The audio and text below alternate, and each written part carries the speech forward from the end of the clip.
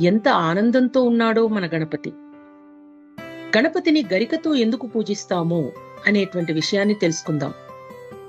ఓం గం గణపతయే సర్వ విఘ్నాయ సర్వాయ సర్వ గురవే లంబోదరాయ హ్రీం గం నమః. ఒకానొక నాడు అనలాసురుడు అనేటువంటి రాక్షసుడు ఉండేవాడు. అతడు దేవతలను బాగా ఇబ్బంది పెడుతూ ఉంటే గణపతిని దేవతలంతా ప్రార్థించగా చాలా కాలం పాటు గణపతికి అనలాసురునికి యుద్ధం జరిగిందట. చివరికి రాక్షసుడిని గణపతి మింగేశారు. జ్వాలతో తయారైన అనలాసురుణ్ణి మింగడం వల్ల గణపతికి ఉదరంలో అధిక ఉష్ణం జనించి ఎంతో ఇబ్బంది పెట్టిందట. దేవతలు ఎన్ని ఉపశమనాలు చేసినా ఉపయోగపడలేదు. చివరకు పరమేశ్వరుడు గణపతిని 21 దూర్వాపత్రాలతో